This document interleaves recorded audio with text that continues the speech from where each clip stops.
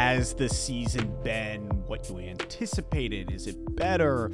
Everything. You know, I sent you this text. I'd like to hear what you're thinking about McDermott. Really just talk Lions, Bills, give the people what they want. We don't want to give the people what they want. That's the issue, right? That's why we're having the conversation here. Yeah. That's exactly it. So I'll just lead us in and let's just chill and talk about it. We're already there. We're already in. Yeah, we're already there. Welcome to Let's Talk Lions. My name is Jay. Obviously, with me today, my brother Bobby, the Buffalo Bills Mafia member. Have you gone through a table yet? What's the deal? Haven't yet. So I guess, can you really be Mafia if you haven't gone through it? So that shoulder. I think you can. Yeah, right. That shoulder injury a few years ago has me a bit timid. I think if we win the Super Bowl, I think even if I'm 70 years old, by the time I see it, it's when you have to, right? Like, yeah, I don't know.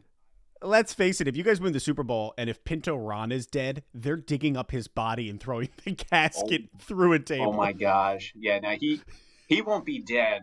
I mean, he might die as a result of the Super Bowl, but yeah. I mean, he's an old dude. The guy, the mustard ketchup man. He's an old guy here at this point. He's been through a lot though, so I don't think a table will stop him, or a Super Bowl for that matter. No. What are you drinking over there for the conversation? Because this is a tough conversation today. Yeah. Lions, Bills. Just got your classic Arnold Palmer light. Just keeping it light here. Trying my best. I love a good Arnold Palmer, but it's that winter season. You thicken up a little bit. You're just trying to save those calories for the extra third helping of meatloaf. I mean, smart. I haven't been thinking about the calories at all. In fact, Bell's, they put out this I don't know if you can see it. It's called Red Hearted Ale. You're not a big fan of the Two Hearted. That is not true. That is not true. Categorically false. Yes. If it's present, it'll be enjoyed. I'm just, it's, if there's a Labatt's present, that's the way. I was going to say, that's really it. You're just a Labatt's man. Which makes sense. I mean, you're Bills Mafia. Obviously, our water is Two-Hearted here in Detroit, here in Michigan. Quite frankly, I am fairly certain, like, if Moses had to part Lake Michigan, or like, remember how, what was it? The first plague was with the Nile becoming blood. Mm-hmm. If Moses did that today in Michigan, it would just become Two-Hearted. Like, he would stick his staff in Lake Michigan, and it just becomes Two-Hearted. Would that, though, would have a reverse effect, right? It was supposed to, like, cause people fear and be like, oh, shoot. I mean, people would be like, we'll do whatever you say. Do it again. Literally, they'd be like, okay, I believe in this God. Yes. 100%. That's okay. Fair. God. Blasphemy, maybe, but obviously I had to put on the Motor City colors, Kirby Joseph, because he's going to pick off Josh Allen 2 times this week. But Josh Allen's going to run for 125 yards. What if that statement just comes true? Like, there's a lot there, and I don't think we have time to unpack all of that. Yes, sure. If that happens, it would be Josh has only thrown 5 interceptions all season. So no way. Yeah, it's kind of holy cow. So I don't know. It would be. I'd be shocked. And I don't know how many yards did you say he's going to run for too? That'd be kind of wild. 125. Okay. 125. That'd be kind of wild. Listen, I see it happening. Listen, he will throw an interception. I mean, because it's just our DBs are too good. Our safeties are too good. I foresee either Brian Branch or Kirby Joseph coming in, picking a ball off. But then Josh Allen is going to hurdle over one of our tier 6 linebackers and then run for 125. It might happen. And I think, you know what the thing is? Well, first of all, I mean, if you look at Josh's season this year, 5 interceptions. And I think, too, he would tell you, too, he's thrown passes that should have been intercepted and that simply haven't. So I think that stat is a little deflated. But at the same time, too, in the past, right, the interceptions, that statistic, at the end of the day, it's like raw data. So, like, there are interceptions that are thrown that it's like, that's not his fault. This guy ran the wrong route. He was tipped. Goff threw 5 in one game, and honestly, only 2 of them were on him, which is still too many. But like three of them were like it ricocheted off a dude's head. One of them hit another guy in the junk, and you're just like, what's going on? Well, here? Here's the thing too, right? Like, and I think to your point, will he throw an interception? Maybe two, perhaps. Like, I predict this game to be high scoring, and I think legitimately. Oh, just diving right in. Just diving right in. It. Take us there. So take us there. I'm okay with. He's going to have to play the way that he plays. You're going to have to let him off the leash. If we're going to beat you, we're going to have to score points, and that means he's going to have to sling. He's going to have to put the ball in dangerous positions, and I'm okay with that. Don't try to force him to be who he isn't. He's literally the MVP leading candidate because we've let him be who he is. Let him sling, let him run, let him play free, and I'm okay with that. Yeah. I'll give an interception any game, to let him play free. So yeah, and so we'll see what happens. I have so many thoughts coming into this game, and Josh Allen as an MVP runner, front runner being one of them. Before we dive into even that, I'm ashamed that coming into this season, I said the Dolphins were going to win the division. And I'm putting it out there. And I know you're like, hey, man, just take that information and bury it. You don't have to tell that to the world. You can cut this. This can be cut. No, it can't be cut. This is the information that needs to be there. I effed up. Now, in the same way, I did say San Francisco's not making the playoffs. And I still stand by it. So, 50-50 there. But no, I honestly, I thought, you guys lost 6 top-tier people. Mitch Morse, you lost Micah Hyde, you lost Jordan Poyer, Stephon Diggs. Who are the other two I'm missing? Tre'Davious White, Gabriel Davis. Yes, Gabe Davis to the Jags, Trey White to the Rams. Like, I looked and I was like, oh, man, how do you replace those guys? So you coming into this season, how did you feel? Were you like, hey, those 6 guys, they were studs, but I still feel confident because we have Josh Allen. I feel confident in the younger guys. Some of the, I don't know. Where did you stand coming into the season? Where do you see it now? Yeah, I think partially, yes. Like your description of coming in and just trusting Josh Allen. I think that's part of the answer. I think, too, when you spend enough time watching your team, you can see guys who have lost a step. And the talking heads in national media, oh my God, Buffalo, Micah Hyde, no Poyer, like what is it? And you're looking, and to be honest with you, last season, it was very clear Micah Hyde had lost a step. Poyer played injured much of the season, had kind of lost a step himself. Like they were clearly getting older, and it was time to look and say, hey, if you want to make a team-friendly deal, we'll stick with you, but we need younger blood here. We're not afraid of doing that. Gabe Davis had long been a disappointment. I think people often watch. He had one good playoff game. And honestly, we called him Playoff Gabe. Like he'd show up in the playoffs, and he had another good playoff game as well. Like if you talk. So he's opposite of A-Rod is what you're telling me, because A-Rod never showed up in the playoffs. He's Aaron Boone, right? He just went there. Wow. Childhood wounds, but I had to. So yeah, long and the short of it, like I think what we were seeing on the ground was a lot of our guys were getting older. We had to move on. And Bean worked his magic, told guys like, hey, explore free agency. You want to move on. But like, this is our sticking point salary wise, trying to stay under cap. And if you would talk to anybody up here in Buffalo, we were excited about the young talent that we had. There was some nerves surrounding the question of our D-backs. We had drafted Cole Bishop. He needs a little bit of time to develop. Really excited about him for the future. I got a jersey of his right away. I feel really confident about him coming forward. And now we get a guy like Micah Hyde to come back, right? And on the practice squad, he legit last week was like, I want to be a part of this team. And Jordan Phillips is like, hey man, when you coming back? Reaching out to him. Micah Hyde came back. He's on the practice squad. Micah Hyde is on the practice squad right now, and just coaching up the boys and giving pointers and it's awesome. I didn't know honestly, that. That's bad news. Awesome presser for us. Yeah, well, he's not going to play. There were points last week where we were like, can we throw Micah in? Is he dressed? But honestly, a culture guy. He's been there since Sean McDermott has come. Long and the short of it, there's a great Pat McAfee segment where he kind of phones into Sal Capaccio at a preseason scrimmage or preseason training, and they were like, "Oh, how you feeling about the season, man?" And he's like, "Honestly, we're hyped. We're excited. I know people are picking the Giants or the Jets. People are picking the Dolphins, but we're excited. We got a lot of young talent. We're excited about Keon Coleman, Dalton Kincaid taking like Shakir, like but Khalil Shakir has had a phenomenal season. Yeah, he's unbelievable, dude. He's unbelievable. He dropped his first pass last week in 2 years. So he's a go-to, like he's like Cole Beasley on steroids. He doesn't get enough recognition though. Like I don't hear anybody talking about him. Oh, but like when I watch you guys, I'm like, holy smokes! Like this kid's everywhere. Yeah. He doesn't drop the ball. And then you've got Amari Cooper added to the team as well. So we have some questions about next week. Like, to be honest with you, I think the jury is still out on whether or not Kincaid will play and Keon Coleman will.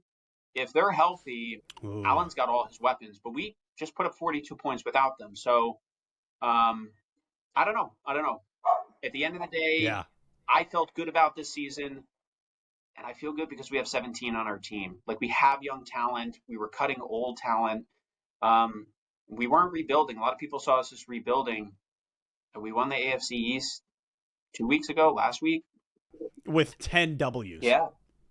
That's insane. Because meanwhile, here we are with 12 W's, and we're not guaranteed the division unless we need Minnesota to start dropping some games, and they just keep winning. So, like, when I saw you guys won that week 13, it was like week 13, right? Yeah. I couldn't believe it. I was like, what the heck is going on? Yeah. And you know what? That's a product of, like, obviously our division is trash, but at the same time, we just trusted the process. We have great culture up here with a guy like Josh, like, leading the squad, even cutting a guy like Diggs. Like, pundits were talking, saying that, well, is Diggs the problem or is Josh the problem? And class. Yeah, clearly that's been proven here. So, it's kind of nice to watch Miami and the Jets suffer, and obviously the Patriots suffer as well. But it's lovely. You guys, it's lovely. I can't imagine, like, the Vikings are right there, and I think that's going to play to your benefit this week. You are playing with this, like, angst of, like, we cannot let our foot off the pedal. Like, nope. Yeah. Because you're not even just gunning, like, the Lions aren't even just gunning for the 1 seed. You're gunning for your own division. Yep.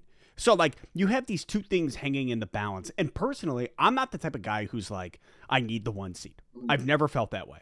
Maybe that's because I'm a Lions fan, and so it was never in reach, right?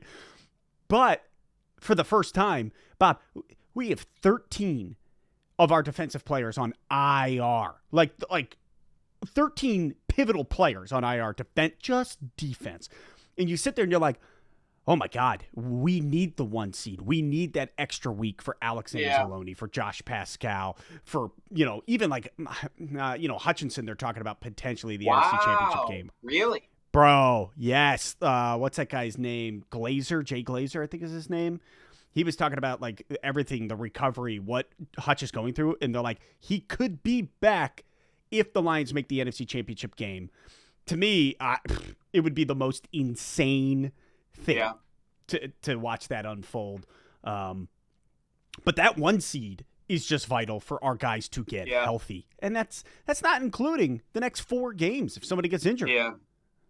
So I've never wanted the 1 seed so desperately. This year I'm like, holy smokes, we need it. But at the same time, I'd rather just get the division because at that point, at least you have multiple games going through, Detroit. in the playoffs, and then Philly's the only other, like, they could snag the 1 seed, and if they did, that's a tough game in Philadelphia in the weather if you have to play them in the playoffs. But I was looking at their schedule too. It seems like it's so soft. light. It's pretty soft. And you guys, they're playing crappy Giants, which are nothing but a bunch of tiny men.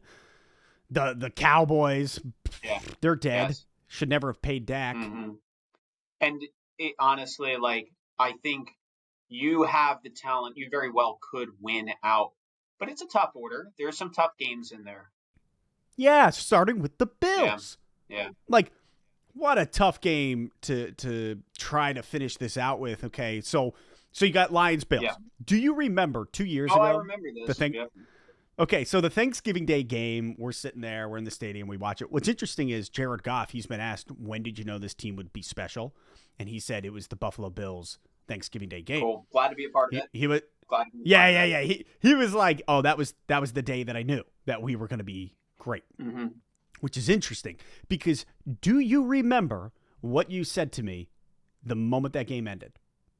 I don't remember. I can tell you what I felt. I didn't feel. Yeah, what'd you feel? It didn't feel good. Well, actually, maybe I kind of remember a paraphrase version of it now that I'm thinking about it. I just remember being glad that we were playing you then and there when you were rising at that point. Like you had just won like 5 games in a row.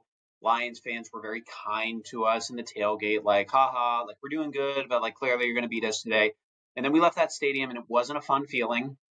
It wasn't a fun feeling for anybody. Because it's never fun for us to play. No, never fun. But I think people went in thinking like the Bills are going to beat us. And then when it was actually close, it was like, oh, this is not a good feeling. There's a lot of mean-spiritedness being channeled towards Bills fans in this house right now. And you lost, we won, but we couldn't feel good about the win. So everybody just left like feeling weird, sad, and mad. And I just remember being glad that we were playing you right then and there. And I was like, I don't want to have to play you again next year. Like you're clearly on the up and up. So I don't know. Did I say something along those lines or that was pretty much it. You just turned and you said, that is a playoff caliber team and a team that I don't want to play for another 4 years. Yeah. And I sat there and I was like, wow, what an interesting perspective. Like I'm watching this rise, I'm believing it, but to hear you guys win the game, barely scrape by, and then you just sit there and you were like, and this was before, I think this was right before they introduced that 17th game. So we shouldn't have had to have played you for another 4 years. And so it was kind of like this moment of relief where it was like, whoo, thank God we got this one out of the way. We don't have to see you for 4 more years. But you were like, that team, if like they are hungry, they're starving, they get into the playoffs, that's the team you don't want to play. Oh, yeah. And just kind of fascinating to see that transpire. Now see where we are only 2 years later, being forced to play each other.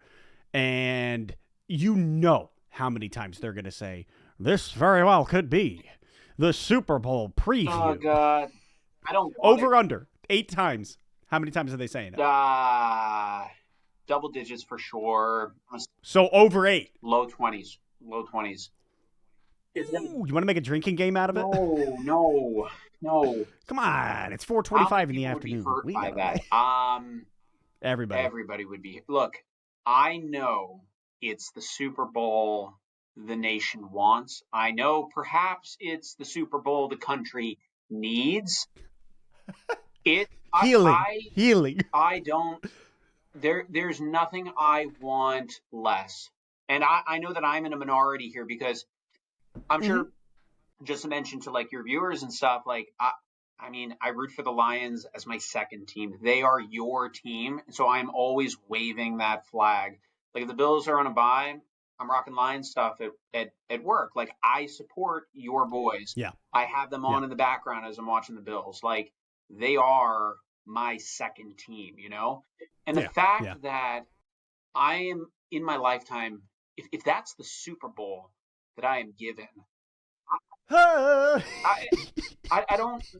hope the good Lord returns. I hope he comes and takes me home before that happens. Like he would come at halftime. We know he would come at halftime. It's a 17-17 ball game. It's during the national anthem. Can I be honest with you? Oh, that would be so good. Just let it come there and just forget the jet flyover. All of a sudden, it's Jesus riding back on the wall. That's what I'm saying. Just split open the sky and take me home because I don't want to have to do it.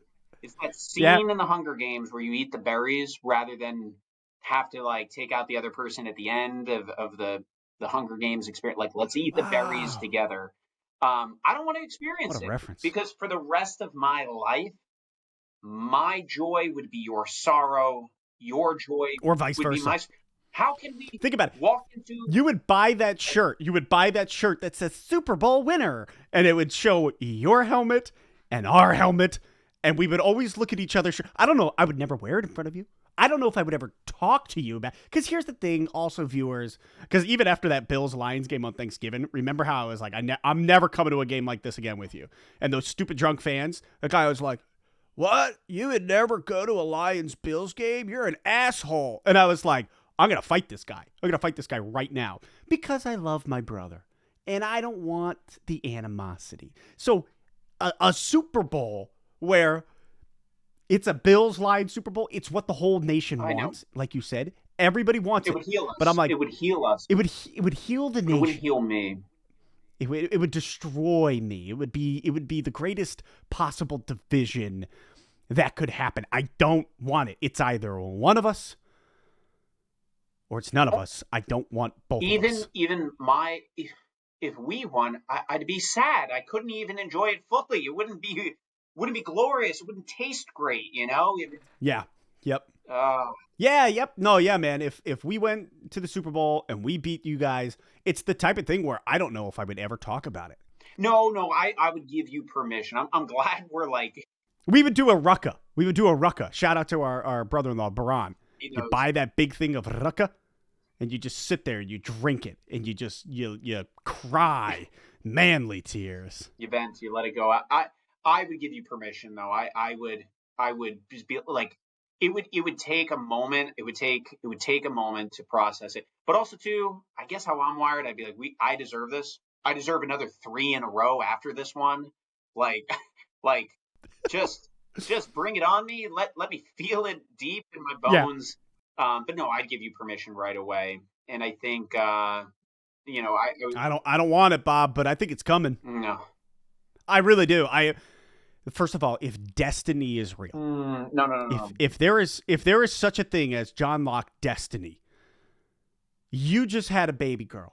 Oh, we just had a baby girl. Like the two of them being born within a calendar week of one another, 6 days spread. Both of them, their names, the way that they're just intertwined with one another. Lake Erie bros, Lake Erie women for life. Like. It would be a Lions-Bills Super Bowl. But also, I look at your squad, and I'm like, KC is fake. They're a fake 12-1. Yeah. They back into every W. Yeah. They back into a division win. They're backing into a 1 seed, and they're happy about it. And I'm like, good. Be happy about it because you're going to flounder. I think they're going to flounder and fail when the pedal hits the metal in postseason. I do not see them going all the way.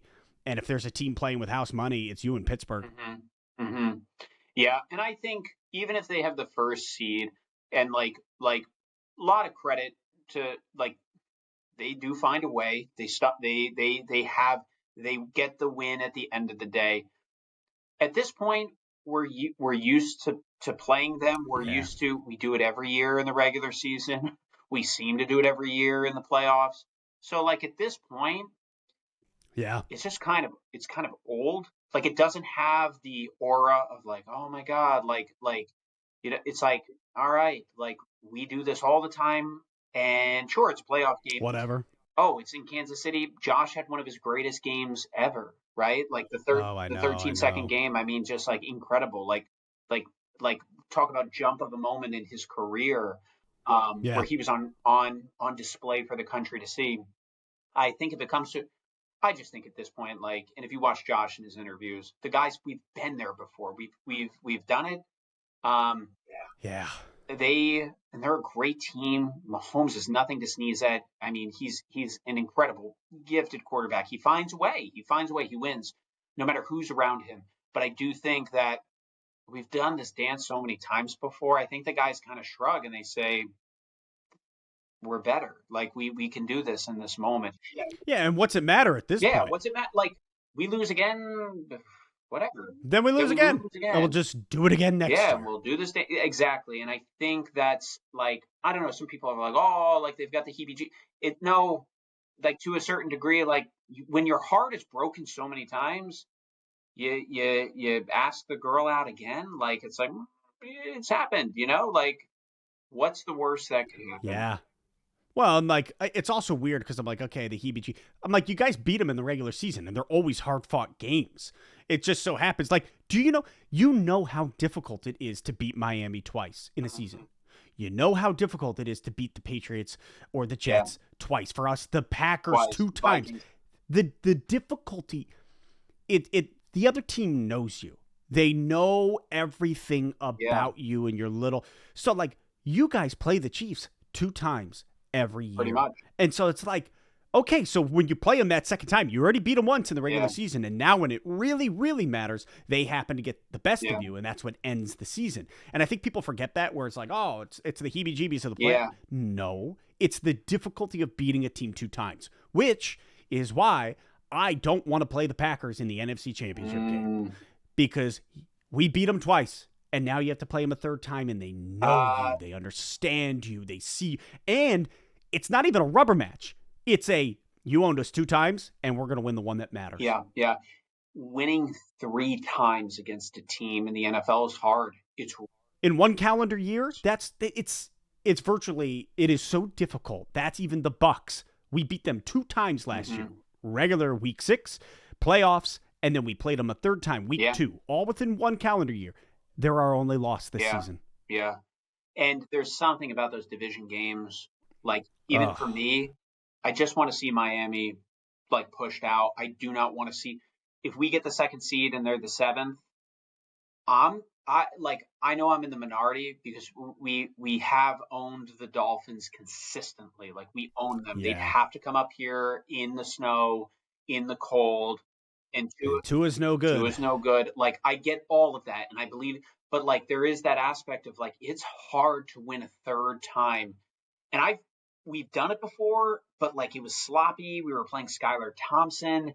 Like, it looked ugly. I was at that playoff game. I remember. Oh my God. And it was close, and it shouldn't have been. It's because the thing is like, the Packers will look and say, they've embarrassed us twice. Not that we're playing with house money, but in a way we are. They're the 1 seed or they're the 2 seed. And this is like, they see you all the time. They're not like some other team that's coming to Detroit and maybe. No, it's not Atlanta. No, not at all. I don't know. Playing that division LaFleur rival hates us. Yes. Yep. Like the animosity that you're talking about, there's something different. Look at how chippy that Lions-Packers game was. Like, these guys normally are pretty cordial. They're going in. Yeah. I mean, there's something about those division games, and if you got to play 3 division games in a year, that last playoff game is always the worst. Absolutely. Even if you look at, like, some of your division games this year, like, I can speak to the Bills, like, we won a close one against the Jets. We won a close one against Miami. Like, those games, they're always, like, it's their Super Bowl. You know what I mean? The inferior team. So yeah, the Bears on Thanksgiving. Exactly. Right? It's their freaking Super Bowl, and they get out there, and then they were like, oh, wait, we don't need timeouts or 30 seconds, and Caleb Williams sucks. So it was delicious to watch. Oh, it was a Thanksgiving meal in and of itself. It was like the type of food somebody brings that you think you're going to hate, and then you end up loving like the cranberry sauce. You're like, I'm not even going to try. I make a mean cranberry sauce. Really? Oh, yeah. You got to boil it down, throw a little maple syrup in it. Whoa. I'm just saying. Can we get a recipe for the Sure. paid subscribers? I'll put it out there. Yes. If you support me on Patreon. Yeah. Okay. Lions, Bills. Let's just get into the meat. We've already been chilling for a little bit. Lions, Bills this week. How do you feel? What's your prediction? All right. So I would say, you could just be honest. Shoot straight. Yeah. You're not going to hurt my feelings. You might. No. I've got a lot of thoughts. We've been texting back and forth too. I got a lot of thoughts. I actually think I would feel worse if we had beaten the Rams.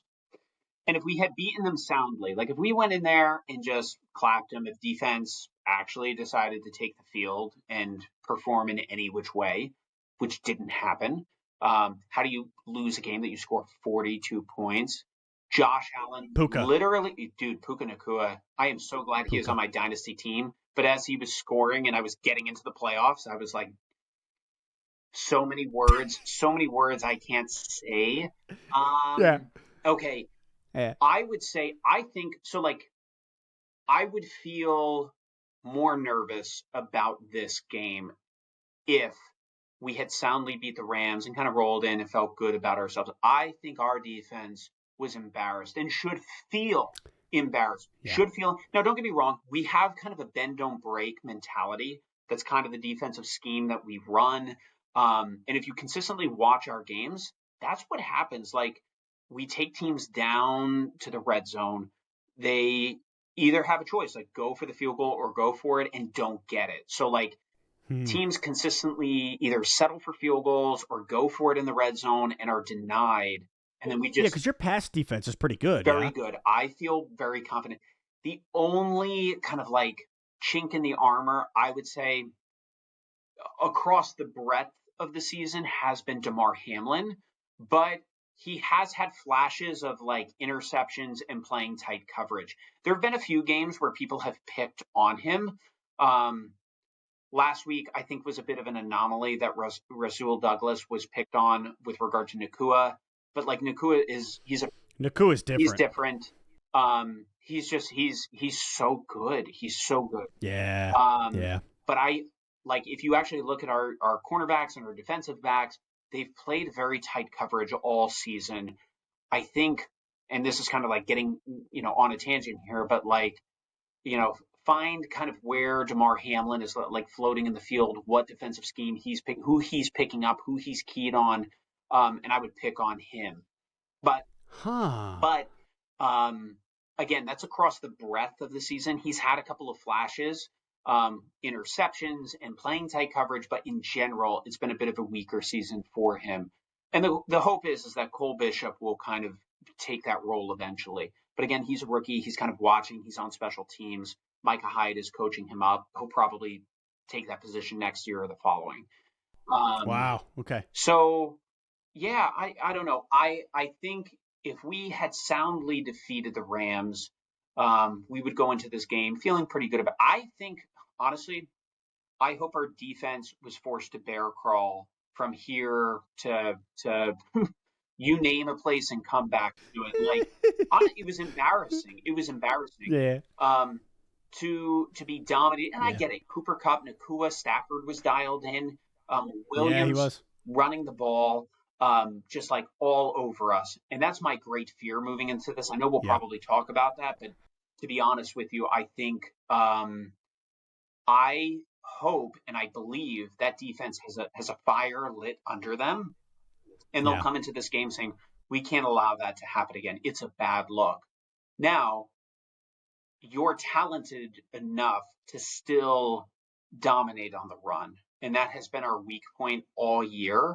I feel better about the game being that we did not, or that we lost last week and we're going to come in and we're going to play with fire under us. Yeah. But at the end of the day, I do think that you're still going to score points on us.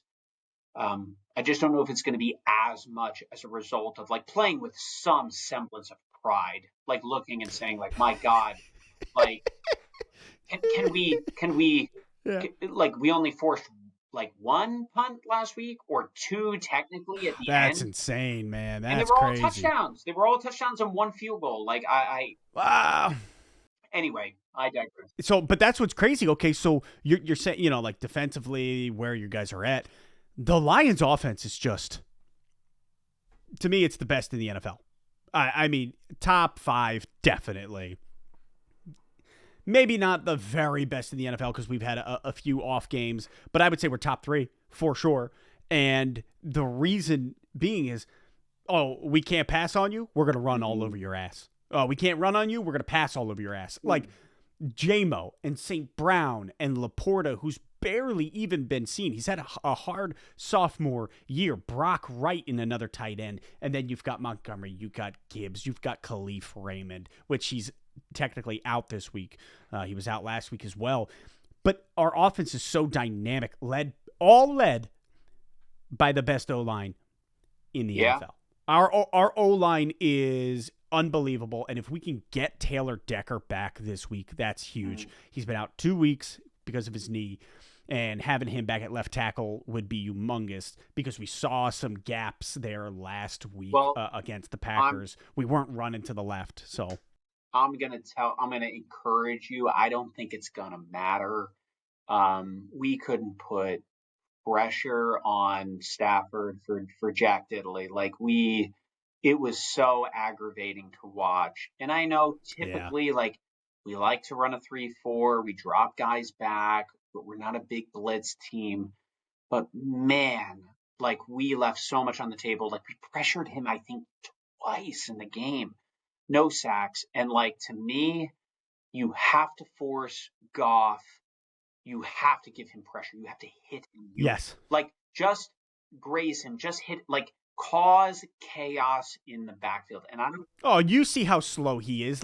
Getting away from somebody pursuing him. He's constantly stumbling, and you're like, if you could apply the pressure, Goff struggles. Mm-hmm. He's been better this year under pressure than he was in the past couple years. I think his confidence is there, so he feels good. Yeah. I've seen him scramble more this year than I've ever seen in my life. It's crazy. But yeah, if you could apply that pressure to Goff, that's where there's going to be flubs. Yeah. But to be honest with you, I think for you guys, just run the ball. Run the ball every play. Run the ball every play. If I had to give your advice to Dan, I would tell him, don't ever pass. Run play actions, sure. Whoa, we're gonna pass. Run the ball every play. Brian Dable style. Brian Dable. Somewhere in New York, just wishing he was in Buffalo. Oh my God, with him and James Cook and I bet he wishes. What's it like having a run game, dude? Dude, we're a well-balanced team. We feel real good. O-line. I know, all with continue. No, go for it. All with the quarterback who can do it. Yeah. All. Talk about a well-balanced team. You got the run game with Cook. You got the passing game. And the O-line solid. And you have Josh Allen who can freaking move and throw the ball 9,000 yards. Yeah. It's a great feeling. I think the best feeling is knowing that for so long in Josh's career, it has been, I have to do it myself. And last year in particular was a year where you watched him consistently, and it's not his fault. It's literally there's no one else around performing and competing at his level. And it's now James Cook kind of arrived on the scene second half of the season last year. And the Cowboys game was the big one. That was really just his coming out party. I think it has been so nice looking around. Everybody eats.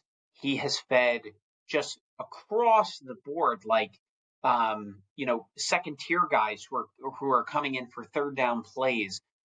He's he can run the ball if he has to. He can take over a game if he has, but he doesn't have to do it consistently. We saw him do it with the Rams, but oh my gosh, the maturity on his part of just consistently, I don't have to do it all myself. And shout out to Brady for calling the Joe Brady, our offensive coordinator, for calling the play calls that he has been dialing up run plays. We got stifled quite a bit against the Rams, but I feel like they were more Josh, we're going to dare you to throw it.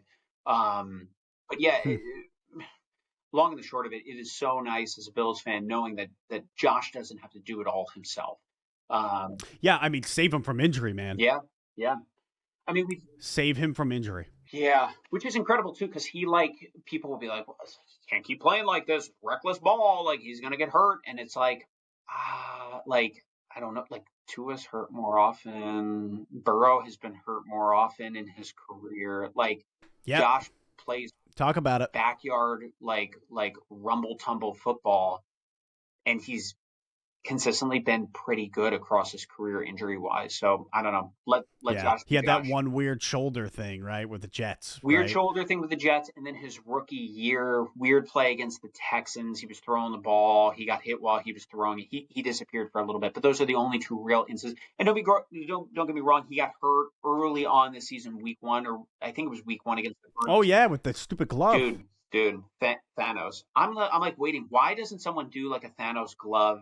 Like Because it's you, that's dude. gold. You got to do it. Ideas, but I don't put them into action. So You're busy yes, doing what you yes. have to do. No, I think you're right. And seeing that balance for the Bills is what makes them such a threat. Now seeing Josh Allen having the run game. And it's funny because you talk about NFL pundits, right? Like, Josh Allen's going to get hurt. He's going to get hurt. Okay, well, at this point, he hasn't. He's still jumping over humans. Yeah. He's still shouldering humans to the ground. And yes, the theory of probability does say that at some point you do it enough, something's going to happen, right? You're rolling a D20, okay? You're just rolling a D20, and at some point you're going to roll a critical fail. It's a part of the game. But it's Tim Barlow's dice that you dug up in the backyard. And it's been... That was definitely blessed. It's blessed. It's just blessed. And so, anyway, inside joke. What a deep inside joke, but it's perfect. D&D for life. But, like, you have these pundits that, like, it sucks hearing them over and over again say the same stupid thing because for us, it's Dan Campbell. And he's so reckless on 4th down. They're going to lose the Super Bowl because of it. Can I interject here? Interject. That is top 3 things what I am nervous about next week for us from you. Can I tell you here? There is nothing more frustrating. I love it. I love watching it. I love the aggression. And you own it. Like, he owns it. And you, like, there is something so masculine about it. Like, there's something just like, we're going to do it. And we play with all 4 downs. We don't play 3-down football with a punt. We play 4-down football. There's something so frustrating, like when a team goes unorthodox like that. Like the rules of football say, nah, you punt here. Nah, you kick a field goal here. When you have to play a team that plays like that, as a fan, you know the feeling when the other team is going for it and forth. But it's the first quarter and it's the first drive, and they're on their own 30. So you sit there and you watch them do it, and you're offended. You're like, it's the Revolutionary War, and we're Americans in guerrilla warfare. Yeah. And the Brits are like, what are you doing? We're supposed to line up and shoot each other. You literally, like, that's the analogy. You took it right from me. So you watch that, and to be honest with you, like, a side tangent, that's why. Yeah. No one's willing to do that against Kansas City. Kansas City wins. I watched Carolina do it. I've watched team after team play this conventional, we go for the field goal here. We punt here. And it's like, you're going to lose to them. So why don't you try to win against them? Like, why don't you say, you know what? Chances are we lose to you this week. Carolina Panthers, chances. You know what? Let's roll the dice and have some fun out there. Long and the short, I hate playing a team that says, we don't care.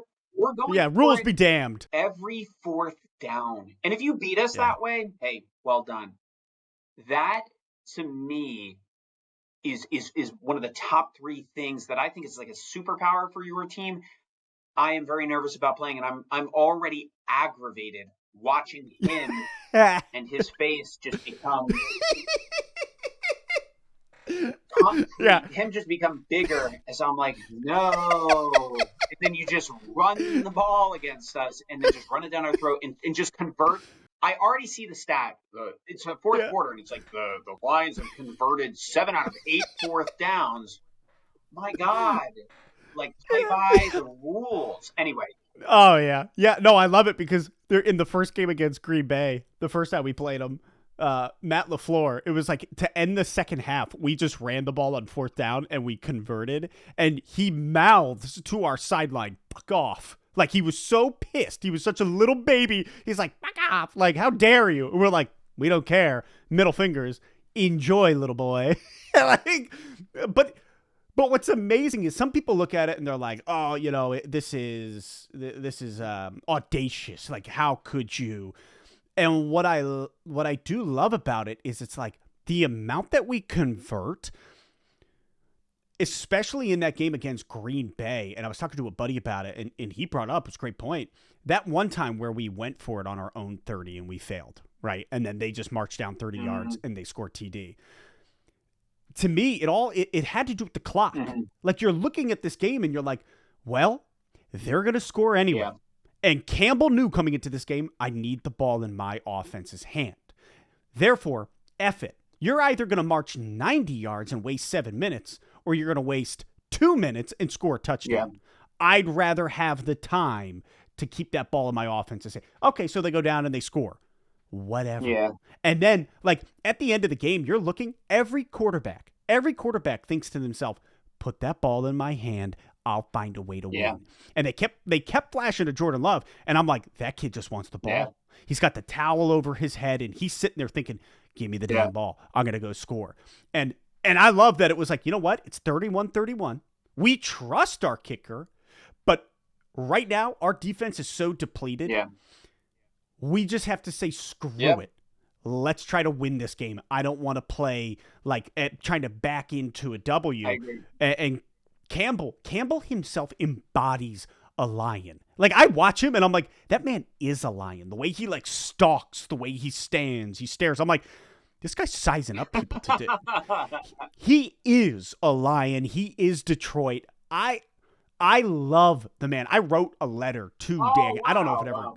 Yeah, like 2-3 years ago when we went 3-11-1, I wrote a letter, and I don't know if it ever got there. Yeah, I never received anything back, but I just was like, I am so thankful for who he is as a human and the way he approaches the game and the way he approaches Detroit football, where he embodies Detroit. I don't know, dude. There's just something about him where it's a good feeling. It's the coolest thing. It's a good feeling. It's a good feeling because for 60 years the franchise has been dead. Yeah. And then all of a sudden you bring in this guy that all the pundits on media are like, he's a meathead. He's just this stupid jock. Mm-hmm. And meanwhile, Campbell's like, I'll let you think whatever you want. He never defended himself. And he said, okay, that's, yep, sure, whatever you think. And here we are beating the shiza out of people, 12-1, best Lions team in franchise history. And that's with 13 defensive players on IR. Yeah. So I don't know. If you look at the teams that are like top teams across the NFC and AFC right now, like playoff bound teams, like 75-80% of them are culture teams. Like, they're not necessarily coaches that are like brilliant play callers. They're guys that have like built out. They won the locker room. They won the locker room, and they get the most out of those guys. And like Dan Campbell's one of them. And like, you know, like, I'm a big fan of his. Like, I loved him since day one. I was pulling for you guys in the NFC Championship. Like, if we can't win one, I want you to win one. And no, he's a great coach. Great coach. I'd love to see him and McDermott wrestle. Ooh, oh yeah, because McDermott was a wrestler. Yeah, right? He's a state champion, Pennsylvania, 2 years in a row. So we know what would happen. Like, they would get into it. McDermott would probably be winning, and then Campbell would bite his neck. Kneecap. Right. All right, Lions, Bills. Who's winning? Give the people what they want. Yeah, right on. Tell them the truth. I gotta keep it. Oh my God, I could see it in your face. I already know what you're picking. I gotta stick. I can't have somebody from Bills Mafia watch this and be like, my guy, like, you didn't pick our boys here. Now, hey man, you just got to tell the truth. Who's gonna win? I preface this by saying, legit, every single game I have predicted this year has been wrong. I felt pretty good about going to the Rams last week. Nope, lose 44-42. Like, legitimately, if you go down the list and saw every game the Bills won, I was like, I don't know, like, is it a trap game? Games that, like, I felt great about the Texans. I thought we were going to go in there and clap the Ravens. Like, so long and the short, this might be beneficial for your team moving forward because the pattern has worked out as such. I think we win by a field goal. I just have to believe at the end of the day, like, 17. He's my guy. He's our city's king. He is our king. Like, if he wins the Super Bowl, I will name boy or girl my next child after Josh Allen. Like, it will happen.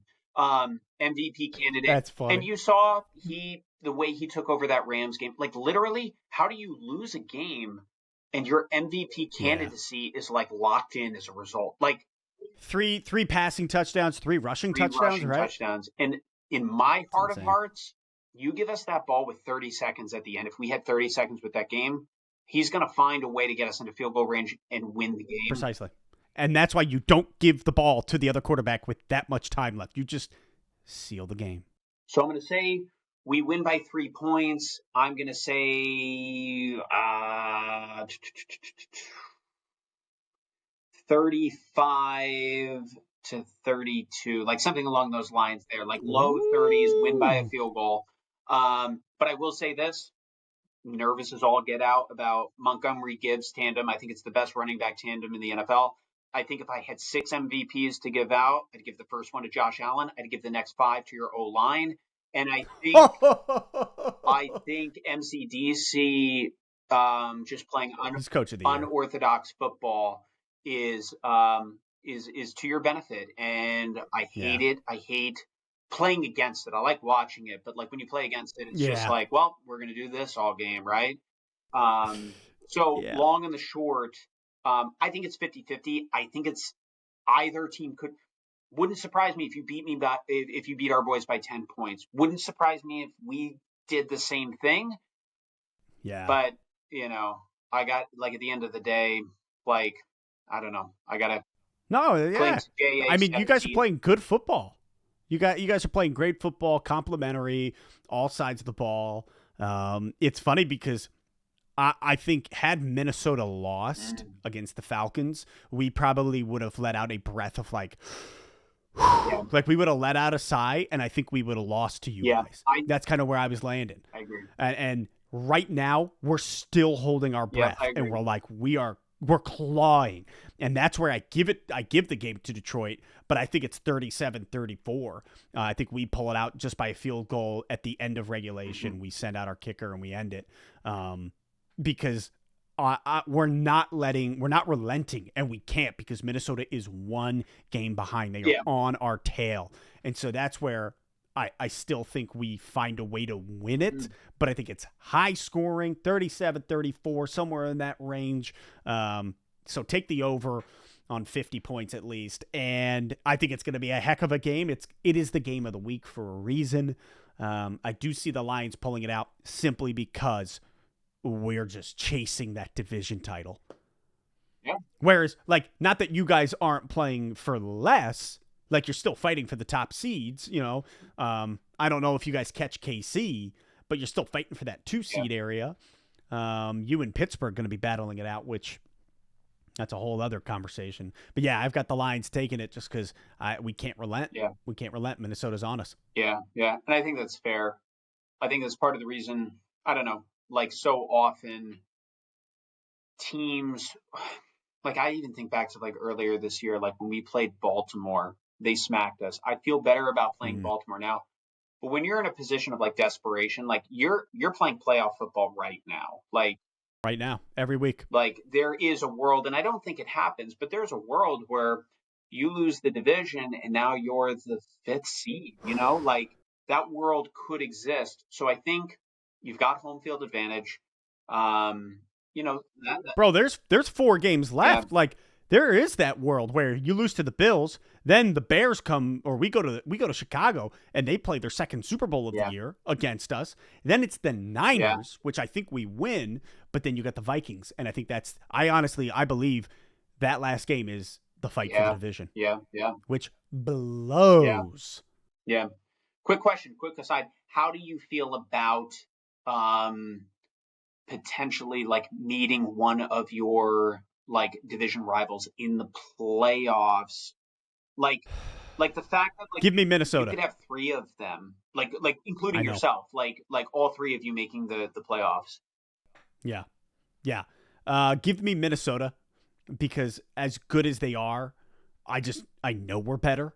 Whereas the Packers, as much as they're 9-4 at this point, we're 12-1. They are just a smidge below us, and they've seen us 2 times. They have lost twice. LaFleur is pissed. The whole team is pissed. That's the team I don't want to play. Yeah. I was talking to a Packers fan at work today where I was like, I just don't want to see you in the NFC Championship game. Yeah.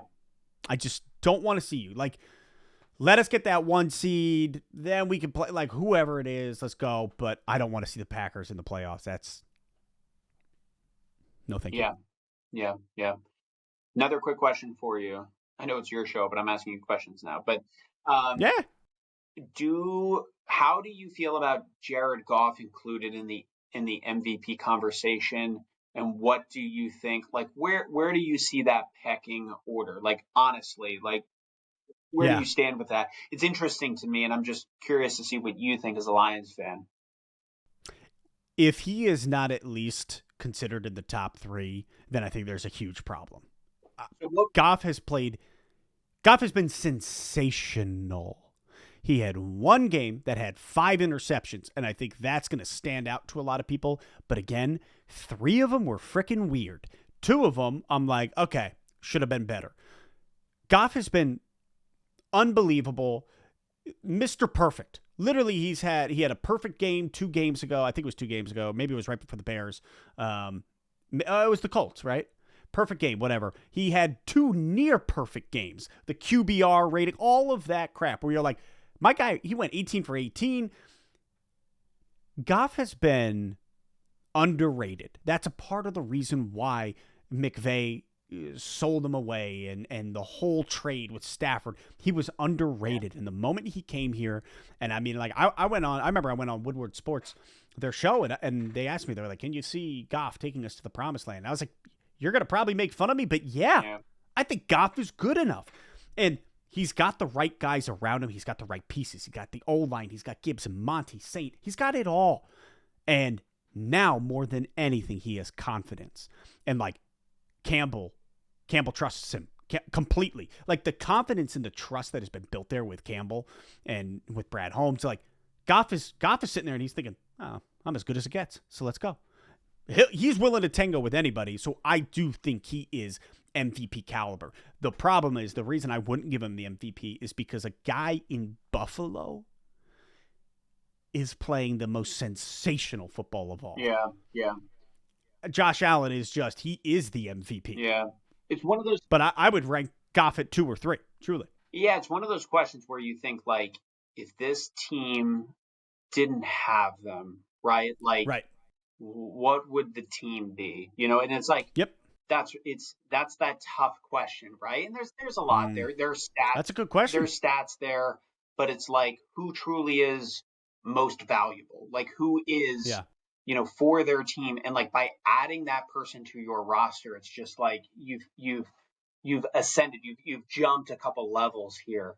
I don't know. It's interesting, and I root for Goff. I really like him, and it's awesome. It's, in many ways, it's kind of like a microcosm of the season itself, where it's like people are talking Bills, Lions, Super Bowl, and here in this MVP race, you have Josh Allen, you have Jared Goff included. Obviously, Saquon Barkley and Lamar Jackson are in the mix as well. Oh yeah. But it's interesting that, like, here's Goff in the discussion for the MVP. Along with Josh Allen. And so, just curious. I've seen his name is consistently thrown out there as like, hey, we got to talk about it. And it should be. Yeah.